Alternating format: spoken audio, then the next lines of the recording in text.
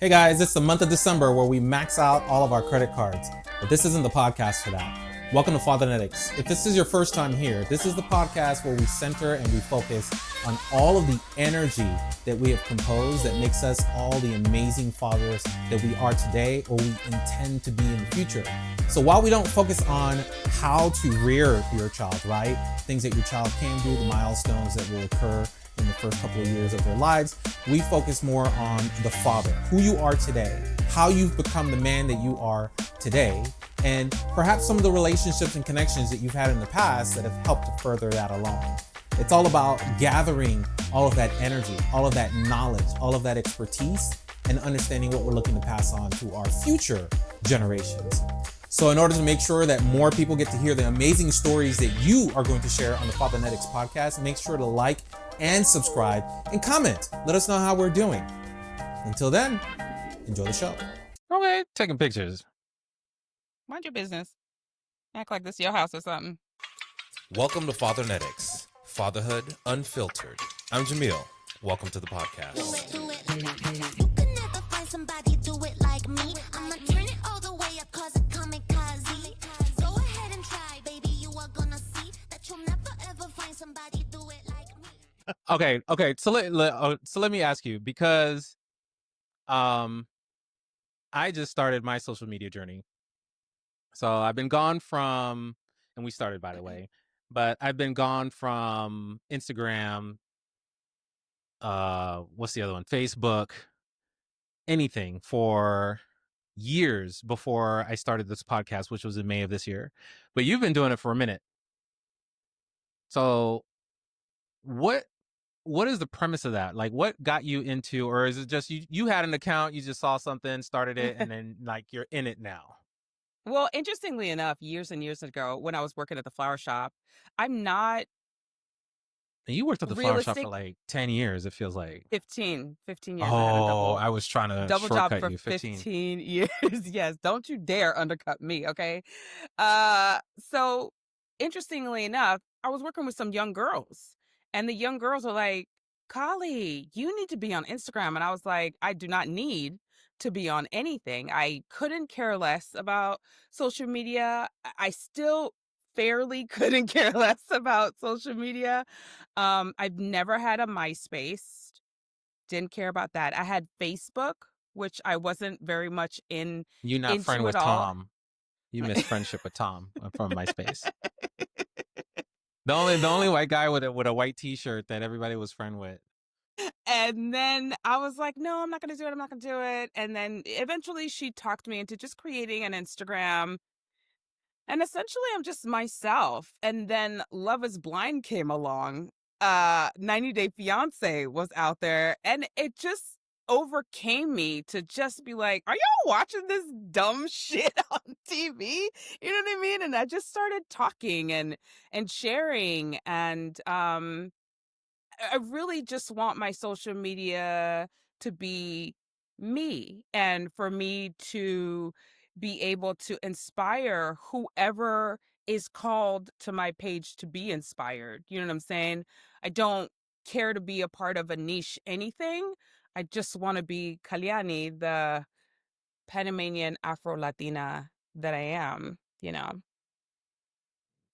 So for as long as I've known you, and I'll have you introduce yourself, you've had a very grandiose personality, and that's a Indeed. very good thing, right? I would say, being completely transparent, it was new to me when that was a thing, right? When we were young, coming up, and you were very like in your face about it.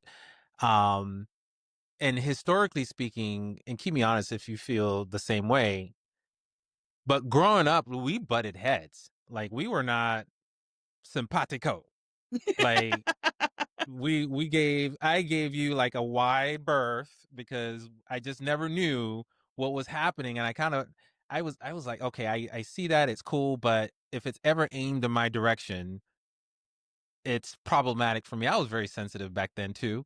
So it was like, you could say one thing, I'd be like, oh man, Kalyani just, and my parents would be like, yeah, but that's the way it is. And you just kind of, one of those things, right? You can't change it. She's been this way for a while. You just need to But it from was birth. always us coming to visit. It was for a couple of weeks, and then boom, we were back in Panama. And now, fast forward, right? You are like one of the biggest supporters of my podcast on my return to Instagram. Um, you know, and even before then, we would interact, but I think we interact like on a daily now, which is like kind of Absolutely. unusual. There's always some sort of smirk, we're throwing shots at each other, smiling, having fun, just enjoying life. And I think we're just kind of settling into like adulthood Yes. and just like whatever, like the amount of cares that we have left in our basket is very few, and we dole those out Right. very sparingly. That's that So 40s it's life, like though. this is what it is. Exactly. You turn 40, it's like, okay, who got it? Who wants it? Like, I got it Who for you wants if that's it? what you want. If I have time for it, because really, realistically, it's like I really don't have any time to spare for this. So my peace is number one, really. So yeah, but I want to tell you No, and that's good. That's good. And the moment I fell in love with you.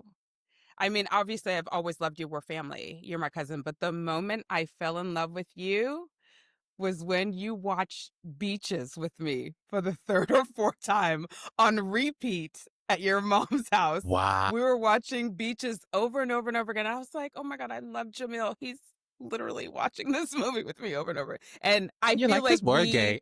connect. Well, I did know that. Well, I did know that, but I was like, all the more reason why I love him. I have seen Beaches one too many times. Yes, I can attest to that. I didn't even remember that story until you said it, because I was like, yeah, I know I've seen Beaches, but now it's like, okay, that's where I've seen Beaches. Okay, Every time I okay, think fair enough. about where we connected, I remember us laying in the living room floor. It's almost like catapulted to that time. That's good. Was that Canoga Park? No, that was Texas, your parents' house. Yeah, one of the first Jeez. houses. Okay.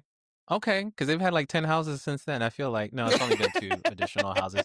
That It I is. kid. It's All right. not All that right. many. So tell me about you, because how do we know each other? I know you said we're cousins, but for the audience that's listening and watching now, because this episode is for season 2, so they get to see and hear us and see our faces and our eyebrows go up and our eyes squint. So who is Kalyani, with a very unique name too? Lots of Indeed. history there. Indeed. Kalyani is me. I am a 48-year-old Panamanian, saucy, spicy Afro Latina, obviously born in Panama, raised in Los Angeles, California. I was the first grandchild in the Brooks family. Um, yeah, that's who I am. Are you older than my sister? Yes, I'm the first one. It's me, Yeah, Jermaine. I know you said it first. I consider I soaked it in, but in my head, my sister is always the oldest one. So, and I know you Of guys are like course, right and the there too. So it's mayors. like, okay, we Yeah, just need to make yeah, sure. yeah. We're neck and neck. I Okay, mean, so yeah, it's to you, the point where we Jermaine. went to kindergarten together. Me and Johanna went to Is kindergarten Jermaine together. older than my sister? Yes, I think it's me, Jermaine. If I remember correctly, my mom and Tia Viejo were pregnant together. Okay, by different men, just to be clear. Oh, I want to make sure. please clarify. You gotta be clear. We do not have the same daddy.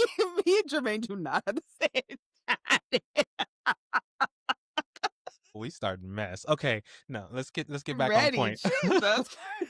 All right, so tell me about your concert journey this year. Has been, all over your Ooh. page, and I think it's amazing when people get time to do self-care and they find what works for them. For you, one of them, I would say, happens to be concerts. So you've done what, 15, 16 this year already? No, I wish. It seems like that because it all blends together. I think that the years blend together. Renaissance, I did 4 Beyonce Renaissance concerts, and that was already a couple years ago, right? And that really just really inspired me to be like, this is where I energize and feel one with the people, and there's a completely different level of living when you go to a concert, and everybody of all different cultures, shapes, sizes are all singing, belting songs that top volume and just there's not a care in the world. And then I went to the Kendrick Lamar pop-up concert where we sang They Not Like Us 5 times in a row. That LA Oh, you were representation, like there. I was there. It was Hey, I didn't everything. see you in the crowd, but we'll trust that you were there. Shut up. They didn't pan out to me. I Yeah, also I live didn't see you. I saw everybody in the front row. I did not see you. shade of the front row. How dare you? I can't get front row to everything now. But it does help Well, that you've been I to enough live. concerts. They just give you front row for free, so I get it. Well, at this point, you're right. I also live like a mile and a half, 2 miles from two major stadiums, right? So there's constantly a concert that's promoted to me on a daily basis that I pass daily.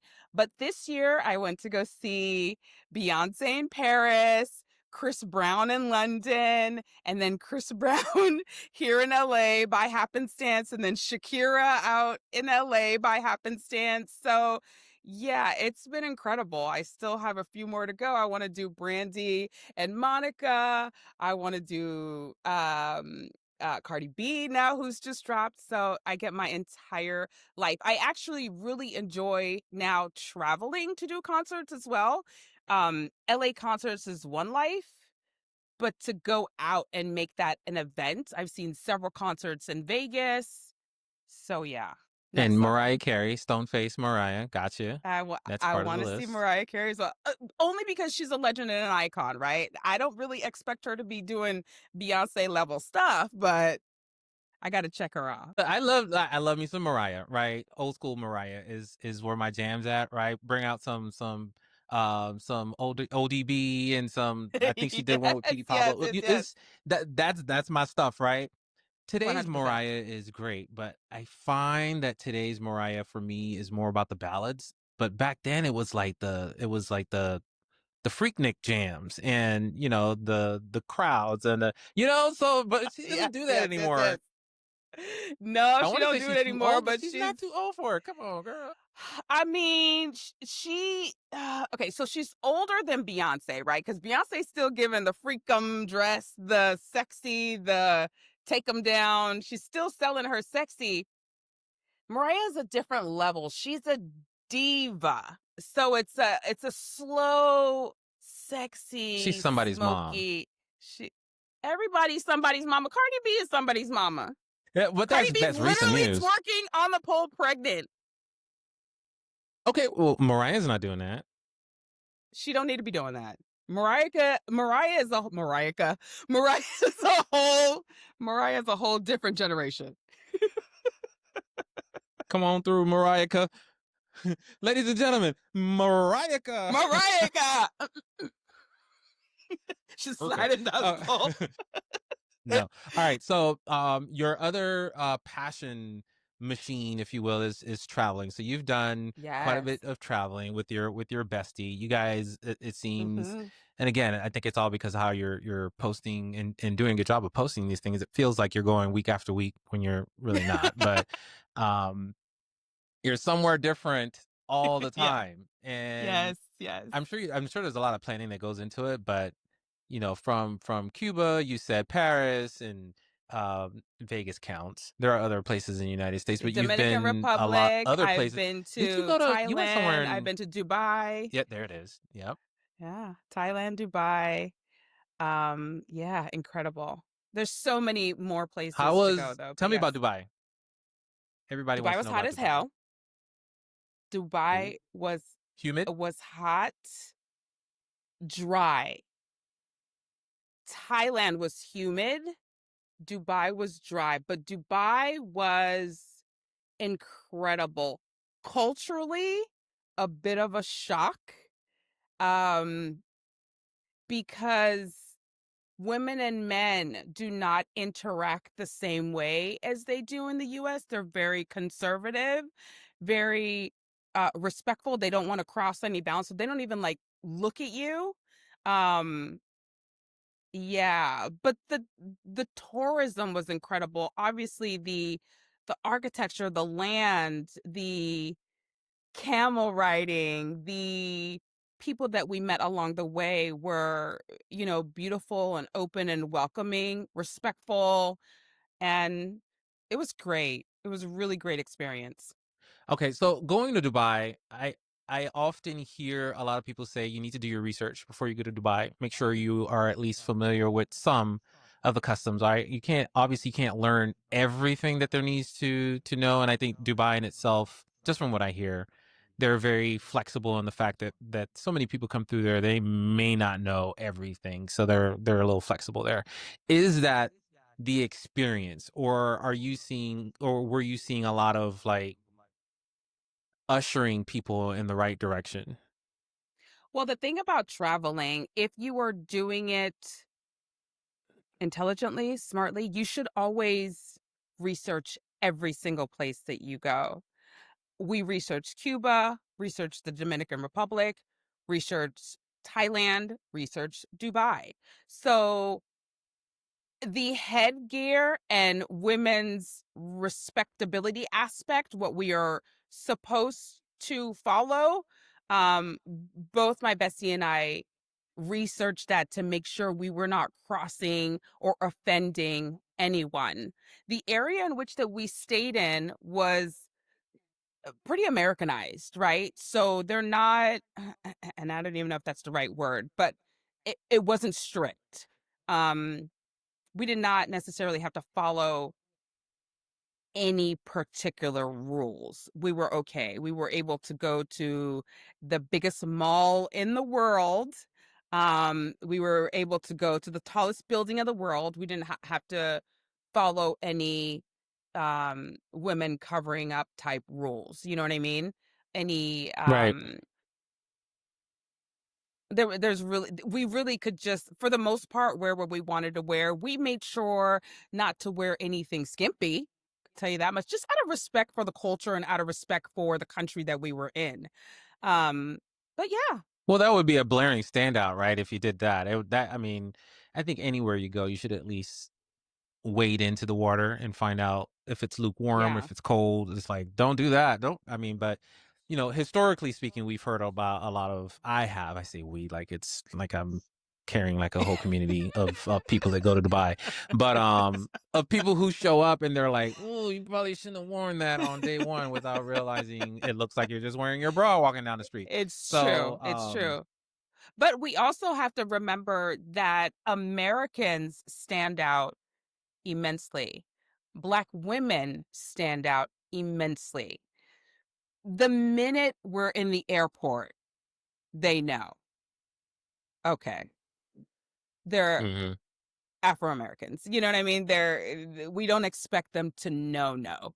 And we're not the first tourists. We're not the first ones to be there. We're not the last. So it was fine.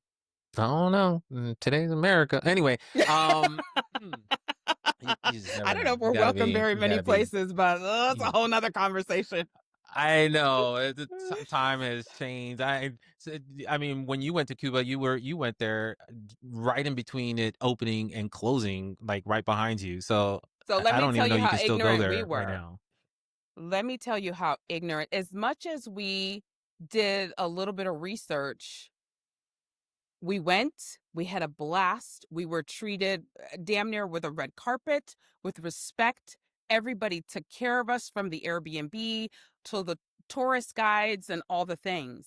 It's when my bestie and I got back home that people were flabbergasted and shocked. And we were very much questioned. You guys just went to Cuba and came back. How did you get there? We're like, what do you mean? How did we get there? We took a plane, landed, had a blast, and came back. But aren't we having issues?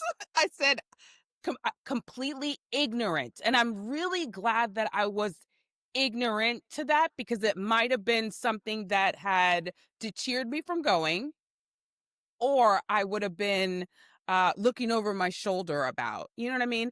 It also Hmm. helps, let's be honest, it also helps that I'm an Afro Latina and I can speak Spanish to get by. You know what I'm saying? Yeah, you fit So in a little bit. Yeah. fit in a little bit, and there's a level of guard that comes down once I start speaking Spanish, and they're like, oh, okay, well, she's from America, but she's also Panamanian, so there's a different aspect to that. But we were oblivious She's a to any sister. political. She's a sister. We were oblivious. I had the same experience when Nick and I went to Puerto Vallarta over the summer, and Mm-hmm. you can see how shoulders relax the moment you start speaking Spanish to them. And it's not just Spanish, right? It's Spanish with the right With accent. dialect and That tends to make a accent. difference. Yes. Yeah, their Because shoulders it's not relax and they're like, forced. oh, okay, like come on in, yeah, I got stuff for you. It's like, okay, now we're homies all of a sudden. So there Yes. is value in, and that's the same kind of community that we all appreciate and look for. We're all looking for our tribe, whether we're Black people looking for other Absolutely. Black people, or we're the LGBTQ community looking for others that look and sound and talk and experience life like us, very much like this podcast and what we're trying to build. And Yeah. again, this is a podcast for fathers, by fathers, about fatherhood, but it is by Exactly. no mean a community that excludes women, It's not because limited. a lot of the fatherhood energy comes from either our moms that are playing dual roles, had to be the dads because there isn't Mm-hmm. a dad around, or by having conversation with women that say, I may not be a dad, but I'm looking at that fool over there, and that's not it, That ain't right? it. So Definitely. right. So, and somebody needs to be able to call us on our stuff. And oftentimes that's our friends, and women will often be the first ones to say, nah, that ain't it. Guys are Mm-mm. they're coming around. Gay guys are a little bit easier to do that with, but straight men sometimes Mm-hmm. don't talk to other straight men and say, that thing that you're doing, that might not be the right thing. Absolutely correct. Agreed. So I'm hoping that changes with the more stories that we tell. All right, so tell me, where do you get your fatherhood influence from? Like the person that you are today is made up by many layers. So what would you consider the origins of fatherhood energy, Fathernetics, that's in your life? Okay. Or not in your life, absent, or good, bad, indifferent. My father was not in my life whatsoever. My dad was completely absent, and I really didn't learn more about that journey of him till I turned about 30, 31, 32, where I was um afforded the opportunity to fly back to Panama for the first time since I was a little girl and meet him. And I learned more about how when I migrated here at 6 years old, my mom was kind of leaving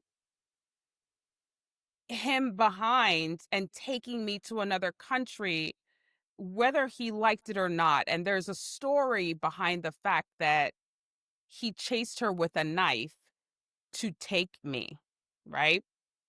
Hmm. Leaving that level of toxicity.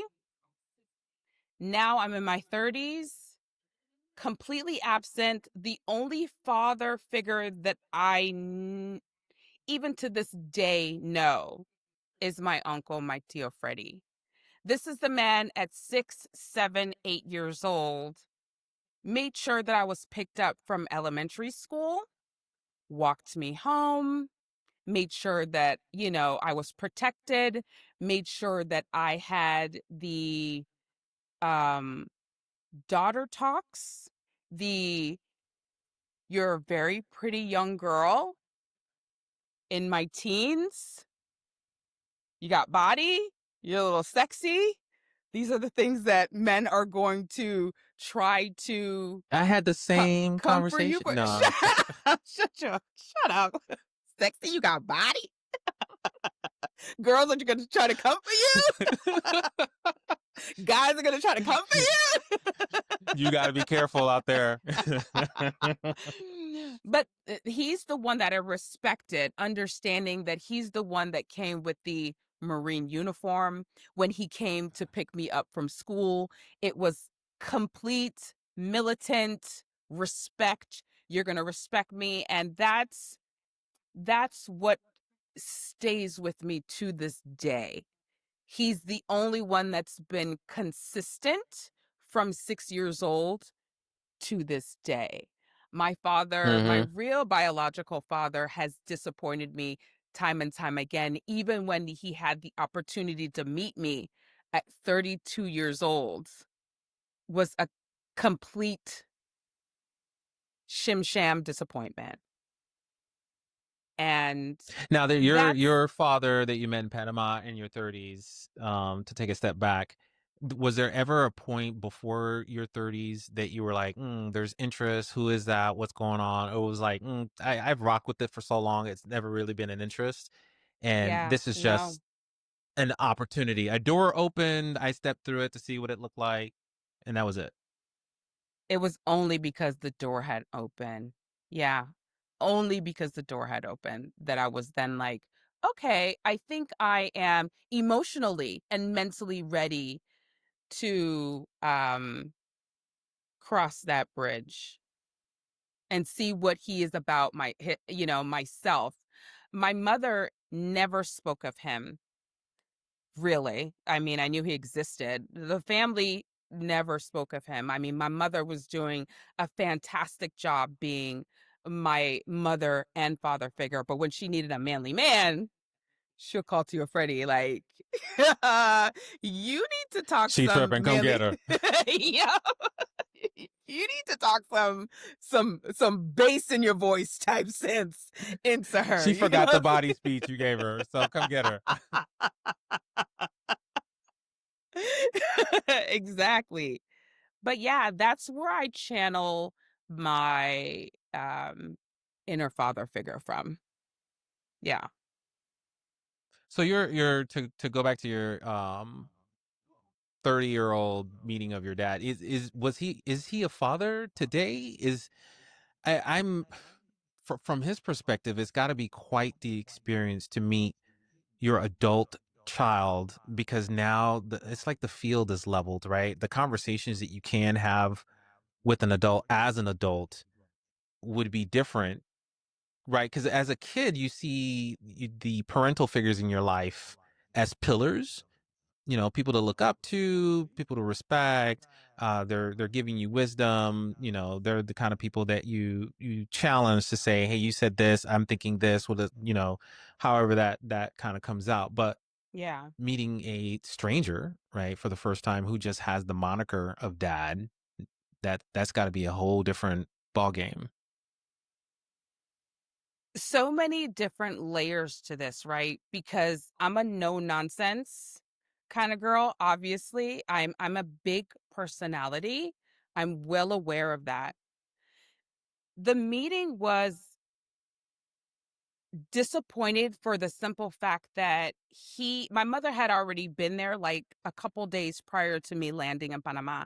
So she kind of gave him this talk of, you don't know who's about to meet you. But I'm gonna tell you, Kalyani she could be a tornado. You better hold on to the house, Do you cause got a bulletproof vest in the back somewhere? do Like, you got like, a don't bulletproof dig that vest? out. Watch what you say, cause she will pop off. Like, just take heed. So she came up, she picked me up at the airport, and he was strolling behind her. I did get the heads up that I would be meeting him. And here he comes strolling up, and he just like stood there. And it was lackluster. There was no excitement. I'm going to cry. Oh my God. There was no excitement. There was no like, oh my God, I haven't seen you for 30 years. You know what I'm saying? Like, you're my daughter. I've heard good things about you, or I really want to get to know who you are today. There was absolutely nothing. He just stood there like a complete stranger that he was. Mm-hmm. And I had to be the one to pipe up as an adult. I was like, hi, my name is Kalyani. I suppose I'm your daughter, or not even that. Not even that. I mean, I'm giving it even more than it was, because we got into his taxi cab, because he's a taxi cab driver.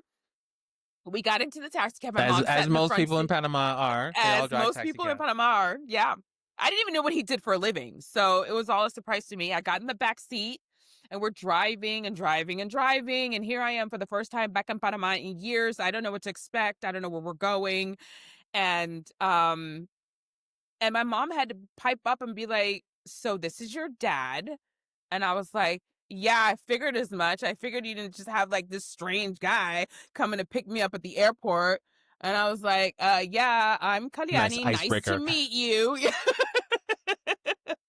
Nice to meet you," or whatever. And he was just like, "Yeah, nice to see you and meet you." It was very, ugh. And then So we is went it to is my a grandparents' personality type, or do you think he was nervous, or was he just he didn't know what to expect, or was he just truly? Well, I guess I don't know if you can answer the question, but is it was it just did it go the way he wanted it to go? I have no idea. I don't know what he Because that's kind of expected. weird. I mean, there's a lot that can be said, especially if you've had time to prepare. I mean, fake it till you make it sometimes is the right answer. Absolutely. It was just pathetic as far as I'm concerned. And that goes back to the "you're not doing it right" father talk. You know what I mean? That you just mentioned. Like, Uh-huh. let me pull you over here. You're not doing it right. You're a half of this girl that you haven't seen. Talk about giving her a father complex, issues, trauma that I'm over here trying to perhaps clear up, get some answers. At that point, I didn't want to answer any questions. I don't want to know what happened to you. I was just, okay. He seemed real fragile. I doubt that would have been like, okay, let's peel this onion back. He probably would have. I don't know. I think there's a lot to be said about how parents became parents, right? Because we were all Mm-hmm. human beings before we were parents. And our kids look at us and go, "No, you've always been dad," and that's Mm-hmm. true for them, right? Like Mm-hmm. I've never known my dad and my mom before they were my parents. Like, Yeah. what'd you guys Yeah. do? Like, hang out? What do you mean hang out? Like, right? So I often think about that because who we are as individuals before we have kids is largely impacted by the adults in our lives. Mm-hmm. And today we have an intentional journey of being able to say this is the way that we want to raise our kids. You know, good, bad, or indifferent. Well, there are Mm-hmm. things that we learn from our dads that we're going to say absolutely not. And you know, in being 1000%. around Absolutely not. exactly in being around our kids, our nieces, our nephews, our whomever, we have opportunities to always impart something, sometimes unbeknownst to ourselves, right? We've just Mm-hmm. taught a Mm-hmm. lesson we had no idea we just taught, but Mm-hmm. it's Mm-hmm. largely dependent on our own experiences. And so we have to be emotionally mature enough to say, if I do it this way, I'm now continuing what I said I wasn't going to do, or I'm intentionally not going to do it this way because that's how Mr. Silent Face over here did me. So I don't want to do that. Mr. Yeah, I say Silent that Face. jokingly because I don't know him. I'm not trying to pass judgments on him. But I do think that there's a lot to be said about how your mom was able to rescue you from that situation and kind of didn't blow it out of proportion because that could have been something else, right? For She sure. could have talked bad about him and then you would have been like, well, I resent you, mom. My dad's awesome. And she'd be like, you don't know who you're talking about. So No, I think that my mother, I think that my Tio Freddie, I think that your mother, there were hints um from the family to warn me as to what I was walking into and to prepare me for the disappointment. Interestingly enough, they prepared me for the disappointment. uh well, okay, so coming out of that, um Freddie, who's around, Mhm, mhm, still, he has kids and he has Taj and Anissa. I love them to death. I don't get to see them as often. We don't have as close of a connection, but they mhm, through and through, I think all the cousins in our family are mhm. like interwoven in a way that's kind of very unique to the Brooks. I know the mayor's side, my dad's side, all the cousins are like super older. Um, Yeah. I say that word cautiously because they're just older. We never had a Yeah, connection. yeah. We couldn't, right? There wasn't anything to connect on. But all the cousins on mom's side, on our Yeah. side, we're all close in age. We all kind of hang out and grew up at the same time. We all kind of Yep. migrated to Shared the United Christmases, States roughly Thanksgivings. within. Yep. Mm-hmm. Exactly. Always around, always came to the United States, visited with you guys. So they did a very good job of making sure family was really a thing. Mm-hmm. Um Mm-hmm. and continued to be a thing as we became adults. So I know, Yeah. between Taj and Anissa is a beautiful young lady. Taj has got a Mm-hmm. family, with kids Yes. and a lovely Two wife. And I mean, beautiful daughters. Yes. you know, yeah, I know you get to go see them and you're continuing Yes. that by going to see Yes. them Yes. too. And your mom is very particular about trying to make sure that she's always visiting with all the cousins. I mean, I'm taking our Everybody. grand All tour her and nieces, everybody gets to see nephews. my Yep. Every face. year. Mm-hmm. Yep. No one's gonna say I didn't try, and she does her Yes, due diligence. exactly. Like if she didn't see you that year, it's because you didn't want to. Right, right. That's your fault. Yeah, like that's your fault. All right, so with Freddie's still in your life, Yes. still a big supporter. Mm-hmm. Um, Mm-hmm. how has that kind of evolved? Because I know you said it kept the same tone, but you're adults now, so you get to Yes. talk a lot more about worldly events and the family Mm-hmm. business and things of that nature. So the conversation is now a little bit more even keeled, same Mm-hmm. level. I get to talk to my dad. He's a friend now. He's still my dad, Yes. but he's a Yes. friend now. So I get to talk to him like, hey, this is what's up. No, I don't agree with that. I know you Yeah. said that and that sounds great, but same thing with my mom. I talk to my mom Yep. all the time and she's got opinions. She's very much like you, very much like your mom. Yes. If Yes. Yes. Yes. Yes. you ask me a question, Yes. then You allow me better to be give ready you for the the answer. answer. Yeah, whether you like it or not, it's Exactly. coming. I mean, you asked, so you need some help. I got your help right Strap here. on your Let me help seatbelt. you. It might be a bumpy ride. So those are all the personalities, strong women personalities on the Brooke side, even down to your Yes. sister. Yes. And now with her daughter and her son coming up, I expect the same thing. So, Peyton is a but strong personality. I'm a Freddie is the beautiful one. only. I know Yes. she's adorable. But even with Freddie being the only male figure, I would say on your side, Yes. how is that still kind of shaping your world? Um. Well, besides my Obviously. dad, obviously, my dad Yeah. is a different ilk, Yeah. and we'll Your get to dad that is in a a minute. But Yeah. Your dad is a constant as well. Obviously, I have a different connection with Tio Freddy than my Tio Esteban. You know what I mean? Um. My Tio Freddy is. It's still kind of the same in terms of he was he's a marine, so he was and I was just having this conversation with him last month where he asked me a question about how growing up, um him and I became close, you know what I mean? And how we garnered this connection, in comparison to the relationships that he had with his other nieces. And I was like, you have to realize that you were always gone. You know what I mean? As a Marine, he was always deployed somewhere else. But my mother and him were the best of friends for years and years and years. They had a really uh close constant connection, so we got the phone calls and we heard him on a regular basis.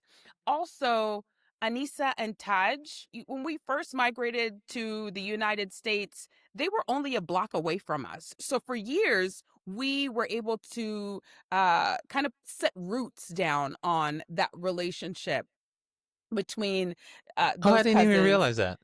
Yeah. That's why Tio Freddy would come and pick me up from school. It was really damn near to the point where he helped get me registered into elementary school and all those things. He was only around the corner for years and years and years, and we lived rather closely. He was a Marine recruiter for years and years and years, and we would go to his offices. And even when I was on the brink of going into the military. He walked me through that journey. He made sure and double checked that I Okay, G.I. what Jane. That would have been something. oh, not a GI Jane. Clearly that was not my journey. Okay. God said not Not the way you, you be ma'am. going to spin classes in LA. That was not your journey. My journey, okay? Me with a gun, I can't. Anyways, he was a part of a lot a lot of life's decisions. Even when he was distant, like I said, when he was deployed to Spain, he was deployed to Japan. When I was out of line, my mom was, I'm calling you Tia Freddie because you are really getting out of pocket. And I would shape up.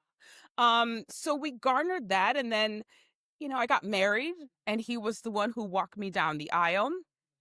And then I lived that marriage life, and we kind of separated in terms of communication. I was living, getting my adult stuff together. Things in the family transpired where he kind of distanced himself from the family. But he's coming back around now that Taj is in California. It totally helps for us to have that motivation and excuse to rekindle and kind of replant and reseed that relationship when we go out to San Diego to celebrate Taj's daughter's birthdays. We see each other there.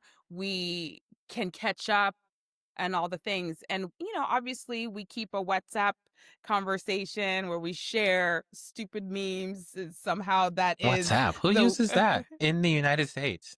shut up. It's the way Like, it's still like the international way. It's some international mentality, maybe. I don't okay, know. but it's in America. We don't think international. America first, But right? I'm gonna tell you why WhatsApp, because videos don't come across the same in text messages. You know what I mean? So you Oh, they use do the now. WhatsApp. So that's So been changed. That's been updated. So, only with Abbas is the with first one to tell Android me versus and remind iPhone. me. Yes, it's been updated. Okay, well, I'm still old, so we're gonna still I, use the I say WhatsApp. that because Abbas, my brother, is the only one in the family that does not have an iPhone. So when he is in group chats with us, he messes the whole thing up. So now, now we can just send the videos without having to send the link. And no, I got to send it to you via email, Abbas, because you can't get it. It looks, yeah. So we are very, yeah. We try to be techie. He is a very he's very set in the way that he wants things, so he's not coming over Absolutely. to Apple. So And he shouldn't. Why? Why should he? He is after. no, I'm listen, not. hey. Like, I will Listen, defend I'm not trying an to. This Android is all day not blue versus long. green. Oh my goodness, what Yes, it happened? is. I don't Yes, know it is. how we get on. Basi, Android for life. Welcome to the Team Apple Android. Talk podcast. Apple, click. Andrew Shut people this have whole thing weird. down. Andrew people have problems. No, I love my Android fans. Please listen to the podcast, and then we'll work afterwards on getting you guys to convert over. Never converting. All right, so the connection But that yes, you have with, tell me about the difference between the connection that you have with Freddie and what you have with my dad, Esteban. your dad Esteban is really. I say his name like Bad Bunny, Esteban. I know. Oh, not Bad Bunny. Baboni. Oh, okay, Nueva York. Anyway, wow.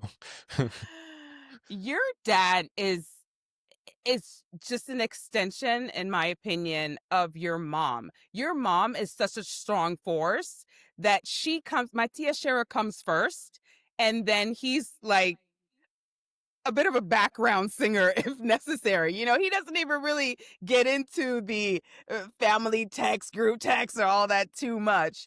But No, he's a double underline when you need it. But he is a staple in the sense that when I look at a husband, a father that is present throughout with no issues, no drama, clean slate, all of those things that a man, father, husband is supposed to be. That's what I see in your dad. Not to take away from my Tio Freddie, because he also has been a husband and a father consistently throughout. There's no divorce. There's no women all over the damn place. Those two men I look up to for those reasons. Yeah, it's the Fathernetics stereo version, if you will. You've got one on one side, you've got the other on the other side, and from that, like I tell people all the time with advice, right? You take some of it, you take all of it, or you take none of it. It's really up Mhm. to you. You know, pick and Mhm. choose and run what you got. Now, if you take the wrong advice, you also have to be adult enough to say, no, no, no, I got that wrong, right? Mhm. Take two steps Mhm. back and change direction. And I think that that is what a lot of men should be talking about. For some reason, it's so a lot of men are so closed off to asking questions. What do you do? You know, this is what I did. I don't know that it's working. What do you do? Mhm. Mhm. Mhm. Like, well, it's Mhm. so humbling to be able to have that conversation because who else has that very unique perspective, Well, it's right? also like asking and knowing when you need to go see a therapist, right? As men, the stereotypical, I don't need help. I don't need to talk to anybody. I'm gonna figure this out on my own. Really, it's But been it's not 20 working for years. How you on you? your Yeah, how's that coming? how's that working Is it out for working? you? It doesn't look like it's working. It's not. It's But to not. have those two men in comparison to my real biological father, I thank my I lucky mean, you were spoiled. stars. That's what happened. You were expecting one of them to show up, and neither of them I did. was not expecting either one of them to show up if he was nowhere to be seen. You feel me? Like I said, Yeah. I had these two examples and he was doing none of that. So clearly, I was not expecting anything.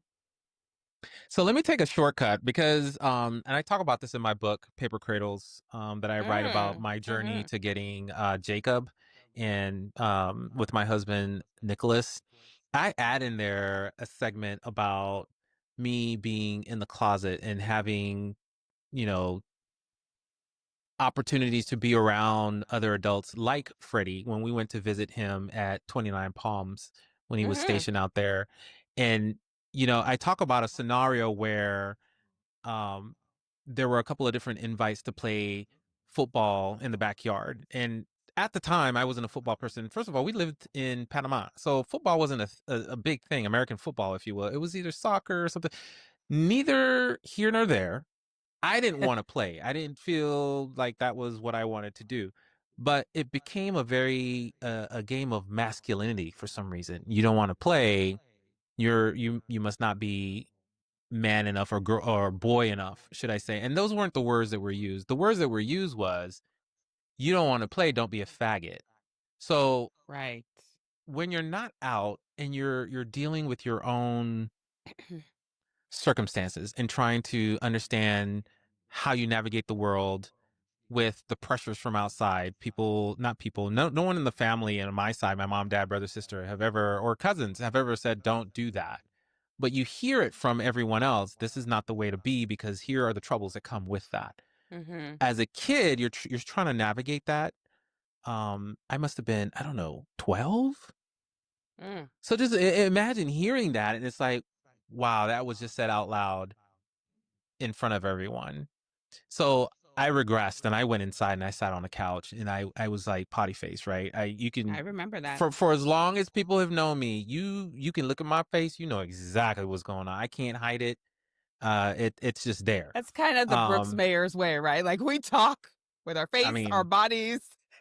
I try. I've tried. I do that with Nicholas all the time. He's like, I can tell something's wrong with you. I'm like, what? We are And I'm not trying to good at do all poker face at like, all. yeah, like your face looks weird because you're trying to hide it. Like, what is that? What is that? I'm trying to read that. Like your face does not look like that. Anyway, so of course my mom picked up on it. She's like, "What's wrong with you?" And I told her what happened, and you know, mom's being mom, she went after him. I say that to say that shaped my existence for a very long time, because from then on, I knew that he saw something in me, or I thought he saw something in me. And at the time, I don't think he did, to be quite honest. But it was just trying, it was his way of tying things together. Regardless, the way that I took it impacted me for years. And I was so hesitant to have conversations with people about it. I mean, I was in the closet, but I think I went deeper in the closet. But here's my I took some thing. shelves down and moved some jackets and went way deeper in the closet. threw some shoes. But here's my thing. You say that you don't think he saw something in you, but did he? I if don't he know. called it, hold I on, think but back did he then, and called yeah, it out and was right, and that's why you regressed? It's one thing if he was that's wrong. very possible. Well, it wouldn't have impacted me had he not been correct, right? So to take your That's my point, point. the fact That's my that point. the fact that he kind of yanked that Band-Aid off, it wasn't his to yank, but he did that and But he exposed did me it. without my readiness or permission. Yeah. Because I mean, for a 12-year-old Who's to trying to figure it come out out of the himself? closet at that time, right? It's not like today where kids are going to school with red hair and painted nails and like, what's up? Makeup, This is me. dresses, Exactly. skirts. Take it or leave it. Mm-hmm. Right. Mm-hmm. So back Mm-hmm. then it was really a thing. So ever since that day, I was never a Freddie fan. So all Yeah. the things that you say about him, I don't doubt, but I never saw that because I was never again open to seeing any of that. Plus I had my own dad. I wasn't really concerned with what was going on 1000%. But that's also a there. trauma that you have to, once somebody traumatizes you to that level, no doubt you're going to regress from that person. And you're only going to gravitate to people who are not that, right? You're not going to walk into Mhm. continuous traumas. You know what I mean? He was separate and far enough for you to Indeed. remove, It was easy to remove unplug because yourself. I 2 days Yeah. later I'm back on a plane. I'm back to Houston. Actually, I wasn't in Panama. I was in Houston. Um, so I didn't have to deal with it on a regular basis. I didn't have to like come to But it terms still with it. Oh, stays I with got to tell you. my parents because I'm Yeah. going to see him.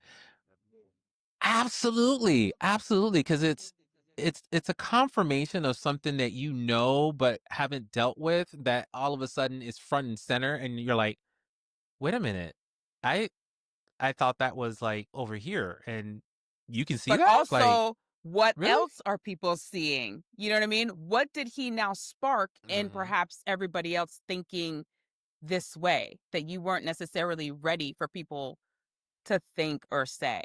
Exactly. Exactly. And I think these stories, I see a lot of like November, I think, is coming out month Mm-hmm. is the way it's branded. So you get a lot of stories that pop up with people expressing and sharing their coming out stories, and some of them are a lot more traumatic than mine ever was. Yeah, yeah, yeah. I have a great set of parents. I came out to my parents. I don't know, you weren't with your mom at the time, but I came out to my parents when I first moved to California. Oh, I know how it all went down. I will never Yeah. forget Yeah, when you well, yeah, first moved. you see what I never know because you weren't, first of all, you weren't there in person, No, but but you I never know, but know I who know. else kind of knows. Let me tell you. First of all, I told you from beaches. So I already had my feelings, right? I already had my I'm connection. gonna get I a already beaches knew tattoo. Just from way back in the day. But I want to tell you, whether you and Nick even know this, when you guys first moved into your apartment in Lanark Park, or whatever the hell out there, and you introduced us to Nick, you're like, hey Nick, come on out. And Nick had his like Abercrombie and Fitch shorts on in the room. And I was like, yo, this is next. This is you just happening.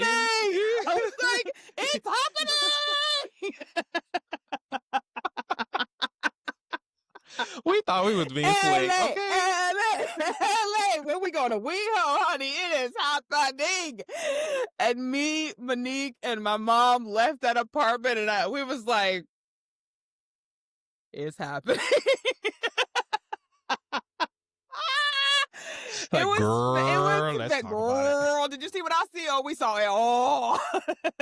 It was fabulous, though. We were so happy and excited. My mother was oblivious to it. Like she didn't know exactly what was happening, but she picked up. I mean, you couldn't see Nick and not know what was happening. He's like, oh, roommate that quick, huh? Okay. No, All that roommate right. came with him from Texas, honey. Okay. That roommate came with him. Okay. Listen, that is cool to hear. I know hearing that back then would have freaked me out, but it's cool to hear because we really thought so I came out to my parents before we moved into the Lanark apartment. But we Yeah. never came out to you guys and said, this is what's going on, because we were still You didn't dealing need to. with all of that foul. Well, obviously, we didn't need to. But we thought we were like cool as cucumbers, like Doing we something. just roommates, not thinking like, okay, you just moved in yesterday. How you got a roommate? You ain't never lived in California before. Where you find this person at? I said, Baba, Nick came with him, okay? He came with him. They Oh my moved God. together. Your mom's like, oh.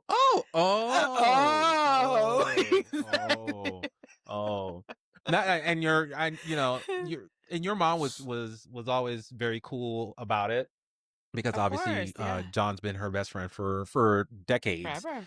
So she was like, okay, well, it is what it is. Like, all right, let's Yeah. roll with it. So I think a lot of people have often asked, like, did you move to California because you wanted to come out in California and like be Right. in West Hollywood and just be away from the family? And no, that I moved to California to be screenwriter, plain and simple. And it just happens that the timing was correct, and Nick was willing to move with me. And I'm very grateful to this day that he did, because that was a lot of peace and balance for me when he finally came to California after we tried to break up, like over the phone. That was such a high tension. Oh man. And I was with your mom in your mom's apartment when that was all happening. So but that my all parents have shaped your risen to the future. occasion. They're fantastic as well. Oh, absolutely. But this is again, it ties into the Freddie conversation that we were having. There was that fear of coming out again because of remembering how I felt at the moment, knowing that my family probably would have been okay with it, but it was fighting against what and how you feel. And oftentimes the two things are not behaving well together. And nobody knew you felt that way. So you were battling that internally on your own. But I mean, I could tell you what helped is a lot of the times that John came around with Ian. John used to drive me to work sometimes. Sometimes he'd drive me to I think it was the Flyaway before. I don't think he drove me down to LAX, but to the Flyaway. Super nice guy. Every time I see John and Ian, I mean, it's like I've known them for years, and John and Ian super are cool family. guys. You know what I mean? So they've also, especially John. Obviously, John's been around much longer than Ian. John is my mom's best friend, and they subsequently got married some years later, and my mom's been kind of part of his journey and his love journey and all John the and things. Ian got married, just clarifying, because you made it seem like John and your mom got married. No, John and Awkward. I gotta clarify a lot of things you talking about, because you be skipping past the commas. Listen, people, you better keep up with the stories. Anyways, so yeah, I think that them being a staple, and watching them, really helped my mom understand a lot of things about the gay lifestyle. At least she's told me that it, you know, having John as her best friend has really helped her see the world in a different way and know how to be there for you. Yeah, I think that's again, everything is over there until it's family, and now it's over here. And it kind of opens your heart a little bit to say, okay, now we got to figure out a way to deal with this.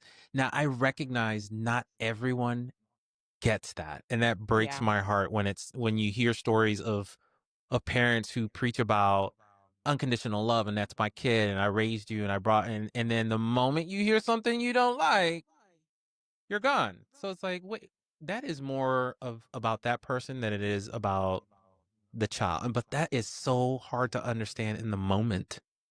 Well, and don't And get that me started on the sucks. ones that go to church and preach one thing and being supportive. Well, my And evangelical brothers and sisters,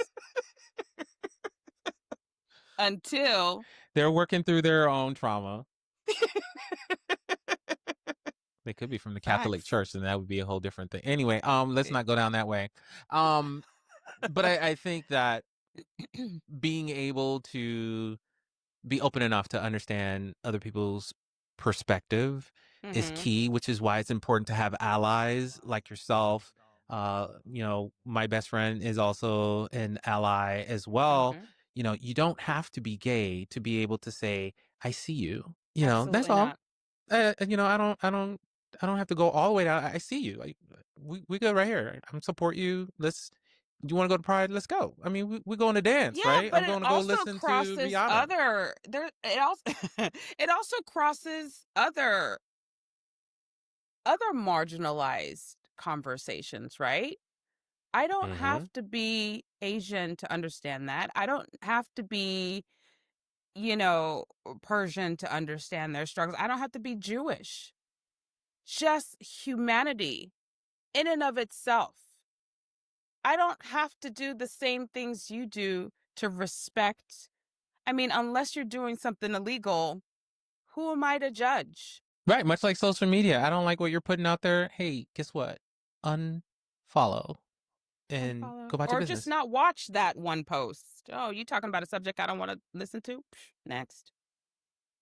Well, okay, so the reason I said unfollow is because I guess it's just the timing of me getting into social media. It just happens to be during Donald Trump's presidency. So everything out there that is polarizing for me, Or it triggering. impacts me.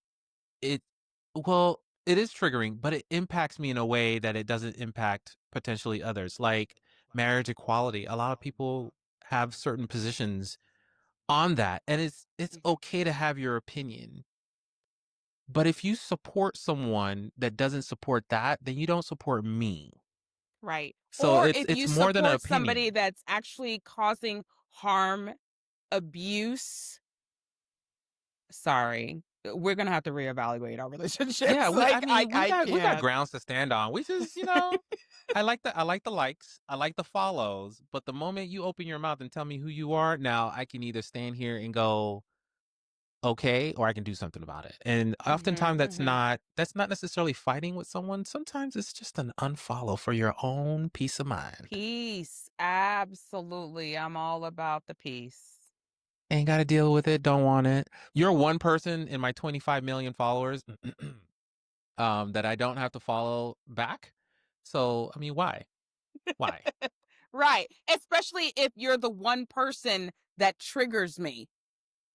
Why? Yeah. Why am I dealing with that? Unless you're writing me a check with a whole bunch of well, not even that. I I'd mean, like because to then you're think selling that your in my soul, right? mind. There's a moral aspect of you, but that's okay. That goes into a whole different conversation about social media and the level of things that people are willing to do for those follows, those likes, and that money. Oh, yeah. Yeah. Lots of fans who do things only for the Fans that do things all day. I like the way you just rearranged it. I had to think about it real quick. You don't know Okay, what app so I'm talking about, but those fans that only do I don't know things. what you're talking about. No, so give me your thoughts on social media and kids these days, teenagers, because I know you have Ooh. a niece, I have a cousin, we have cousins that are super young, and by the time they get plugged into social media, it's going to be a whole different landscape. So how do you see that? What are your thoughts on that? Well, interestingly enough, I do not have kids, obviously. Well, it's not obvious, but for those listening, I do not have kids. I chose not to have kids at a very young age. Um, but I do have a niece and a nephew, and my sister, And you've had a quick stint as a mother. Let's not discount that. I did. I did have 8 years as a stepmother of 2 boys, which I absolutely loved. I loved being a stepmother. I love being an aunt. I love being um, a certain female woman figure for those who are in my life, for those minors who are in my life. Um, my sister is an incredible mother. Yeah, Obviously she's a she's sweetheart. yeah, She's she's like the very opposite of you, but still she's strong-minded. Like yes, yeah, she'll exactly sneak up on right. you. Like, you know what you're Yes. getting with Kalyani. You walked in the door, I told you, you can expect it. Don't be surprised. But with Monique is like, come on in, have a seat. Can I get you some water? Okay, let me tell you about yourself. Yeah, exactly. Yes, our delivery may be different, but you gonna get our mouth nonetheless. I mean, that's that Brooks Mayers female energy, no With you matter don't get no water. Like you don't get no water. Don't even sit down. We gonna you're stand not by gonna the be here door. long. But anyway, she's very careful with, Peyton's a teenager and she's a female. So Tristan is much younger. Um, he's only 5. Dealing with having to present a 16, 17-year-old young girl on social media, it can be scary, right? It can be, you got to be cautious about it. Like I said, I'm not a parent, to each their own. You're not, but But you because of your presence on social media, you get to see and I dare say because you're a young lady, you get to see a lot more tomfoolery than most people. So that I'm sure that yes, informs your thoughts and on social media in several different ways. I some of the things people put on social media, especially with their kids, concern me. It's really more about the parent than it is the child. And sometimes I'm just like, you realize this is online for forever, right? Without your child's approval. They're the Mhm. ones who's gonna really live this out over and over and over again, and perhaps have to seek therapy later on in life because of what you're doing with them. I'm saddened by the fact that a lot of um kids are exposed to social media too early. Um there's a lot of danger in social media. There's a lot of fakery. My next concern developing is AI. There are things that are being done with AI that are Questionable. next next level scary. I mean, to see some things that you don't know whether it's real or not. I'm afraid of the kids growing up in this development, and they're not going to know what's real and what's fake. That's my And it's concern funny with it. watching the TikToks of the adults that are like, "Oh, look at this cute little owl that's the size of a house." It's like, what zoo have you seen an owl that size? Where? Nowhere. Not there is no National Geographic having this level of oversized anything.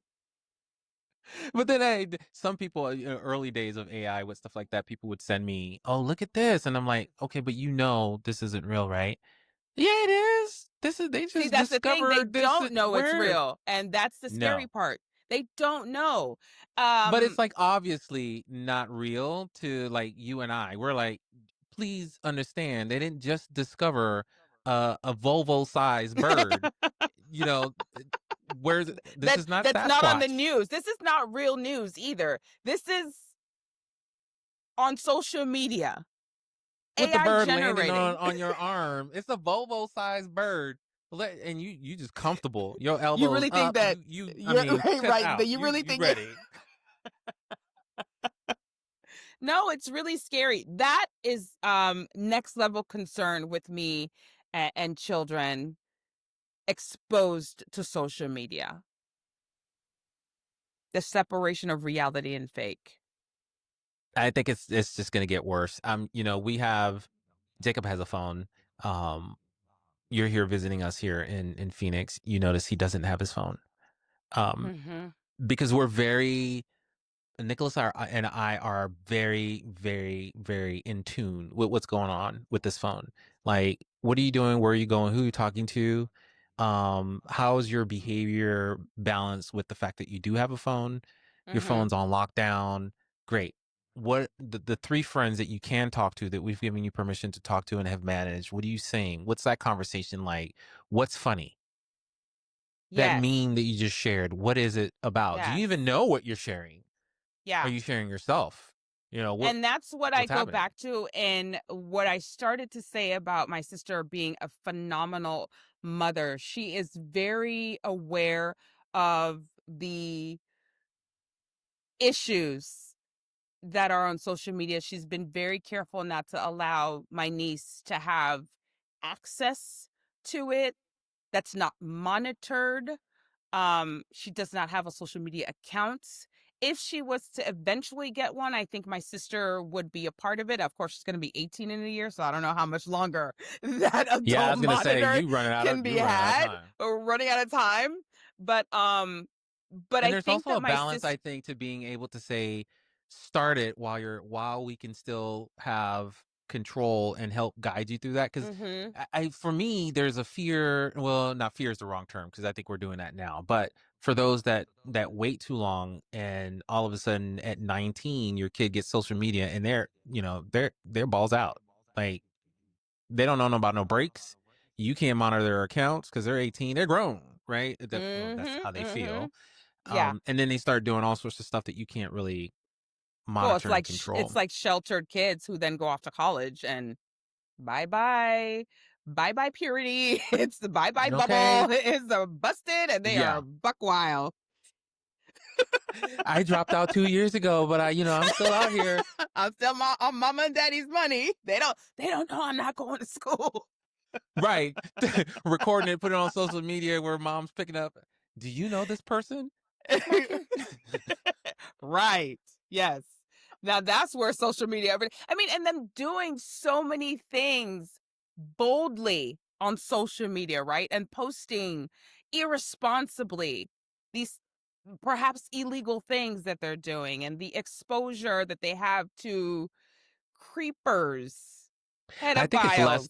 for me, it's less the illegal things and it's more of kids being programmed to understand what is popularity, what makes you feel good, Mm-hmm. what people react to, what Acceptable. gets you all the likes, because Mm-hmm. once you start chasing likes, there's no That's ceiling when to you that. sell your soul, though. That's where we get Absolutely. into the conversation that we were talking about, and that they would literally do things outside of their morals to get those likes and those follows And justify it because a lot of and I don't and the impugn money. people. I don't impugn adults who are doing things like OnlyFans. You're an adult. You do Your your thing. choice, your Yeah, body, your go whatever, forth, your brand. conquer. But what happens is the younger kids see that and they see the Gucci and the Louis Vuitton and the flying to Turks and Caicos every Tuesday because you've got the money and you're getting it through OnlyFans and you've got 10 million followers and you want that Yeah. because society has told you that's how you've arrived. But I So I just think that really wish parenting that is there, important. of 1000%. I think that it's unfortunate. We talk about AI and the fake versus reality in the AI spectrum. But besides the AI spectrum, there's a fake versus reality of how some people are living. You know what I'm saying? There are people who buy these fine cars um and can't pay for them. They're repossessed within months because they really can't pay for them, right? These fake items that they pose as real just to pose with it. That's the part of social media that I'm really not interested in being a part of, not interested in entertaining. It's a really, it can be a really challenging balance because that fake versus real and what people want to aspire to be, what people want to aspire to be is fake. What you're seeing is that people don't live like that. People don't live with their face beat all day, every day. You know what I'm saying? People don't live with, uh, Well, some people don't have to. I mean, look at my face. well, everybody don't got a face like you either. So there's that. But that is my fear with social media. Those who don't understand the real from the fake. Yeah, so I think those are some of the challenges through this podcast. I'm hoping that we continue to have conversations. A lot of the adults that I've spoken to, intended parents who don't have kids yet, and those who have kids, they all have younger kids because I think now there's an explosion of opportunities, whether it be, foster to adopt, private adoption, surrogacy. There are now so many opportunities to expand your family. So everyone has young kids, they're anywhere between, a couple months old and maybe 3, 4, 5.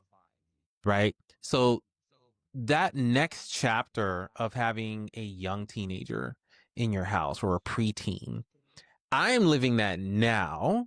And Yeah. I'm seeing what comes next for a lot of them. So that's the type of community I want to continue to build. People who are, or where I am, people who are where they are, people who have almost adult kids. Let's talk about what we can expect that comes next and how we can get them better involved and connected with family and friends that are doing things that we want them to try to mirror. Right. Yes. That sister, that brother, that aunt, that cousin that's over there that's doing this thing in social media and doing it well. That's an example. Right. Or not on social media. There is a Or life exactly. outside of social media that is okay. You know what I'm saying? I may be a presence on my own page, but that's not what I do all day, every day. That's not my bread and butter. That's not my 9 to Girl, you ain't got no 5. job.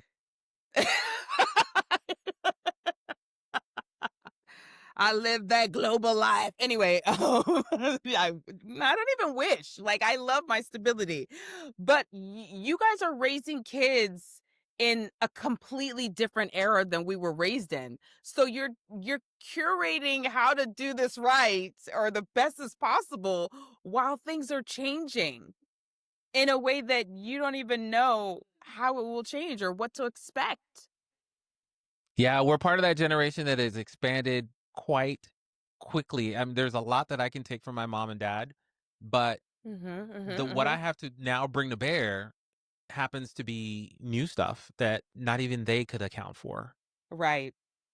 So, I mean, They could have never I'm here seen the for it. world that we're living in. They could have never prepared us for where 6 we months are ago, now. no one could have saw the world we were living in. This is crazy town. It's crazy town. This is Okay. crazy So town. last question here. What was the favorite city that you have visited in the past 5 years? I say Paris. 5 years because you've been to a lot of places. Oh, hands Paris. down Paris? Paris is my okay, so Wow. here's the thing, and I will say Paris because I was in Paris longer than I was London, but I definitely need to go back to Europe and explore more. It was, first of all, it was a manifestation dream come true. Two things. I've always wanted to go Paris, obviously, Eiffel Tower and all the things. I always wanted to see Beyonce in Paris. So I got to do that. And London was a very last minute add-on. And I absolutely loved London, but we were only there for one day for the Chris Brown concert, and then we went back to Paris. So I want to I will do tell you both for much longer. the ability to do that audible, right? To be in Paris and be like, you know what? Yeah, I'm gonna just go for the night. I don't get to do that It's a because slight flex. I mean it's like it's 3 tickets for me to do that Audible. I don't think so. No, it's true. Yikes. See, that's why Kalyani ain't got no kids, because she can just pop up and go. Oh God. No, I love that you were able to do that. When you told me about that, I was like, man, that would have been really cool. And you know, we do okay in our lives, but Of it's course, absolutely. very hard to pivot on a dime, which is why we try our best to plan our vacations very loosely so that we can, Mhm. you know, do things. But it's not necessarily going to a different country while you're in a different country. Um, Maybe when we're empty nesters and Nick and I are like gallivanting across Europe, we'll be like, let's just go to Peru. Okay, let's go. Just hop, skip. Yes. Right now, you're Anyway, just all like, right, let's go to the next state. I know, right? Let's just drive up north a little bit. No. Jacob loves to travel, so if He we're really does. going I to know. the I've seen him. oh Hmm. yeah, if we're going to the other side of town, but we're not getting on an airplane, he don't want to go. I don't blame him. You've kind of spoiled him, and I Yeah, love we that. did that. I feel like it's so important when you have the ability to take your child traveling. That is everything. I really wish I took um advantage of some of the opportunities that my Tio Freddie offered in terms of me going to Japan and me going to Spain Konnichiwa. while he was while he was deployed there. Like I really wish those are the type of regrets that I have. But everything happens for a Listen, reason go and fix good that timing. regret and Do it on next my week own. Friday, head on over to Shut up. Japan. Head on over. Just hop on. Yeah, just real quick, just one night, and just come on back. You'll be good. Some Princess Diana stuff. Anyway, I say that because I was watching The Crown, which was fantastic. I The really Crown is dove into it. fantastic. Yeah, I watched it like in 4 days. I watched Oh, all it's 6 so seasons. good. I There did were the some same. moments where I was like, oh okay. No, It, it it is. was it was They really good. did such a good job. Yeah. It was really good. Really good. Hmm. In parting, I also watched, I don't know if you saw this, Downton Abbey. Have you seen that? No. Okay, that's on the list. I do watch I do watch 90 Day Fiance. I don't know if you watch that. Not anymore. I got so Yeah, there's a sick lot of and them out. tired of Yeah. Maka. It's like I can't do this. I can't do this no more. One more Michael and I'm gonna shoot Wait, myself. Nick watches, I want to say, I don't know the name of this show. It's the one where I want to say they're all on an island and they're supposed to be paired up Love Island. as yeah. He watches that. Hmm. I can't watch. Yeah. Honestly, I cannot watch any more of these reality shows. Interestingly enough, you already know I used to do the commentary for Love is Blind, and they just started the new season a couple days ago, October 1st, and it, it all of me, it take all of me to decide whether or not I want to do this commentary anymore. And I was like, no, the last 3 seasons was dreadful. I had to pull energy out of doing commentary. It was so boring. And a lot of people who followed me for that are just like, yeah, girl, this season is trash. Like, it just got worse every season thereafter. And they're like, I'm just watching your posts. I'm not even watching. And I'm like, I don't even want to watch. I'm doing this for y'all. You're on the hook. You better catch Yes. up.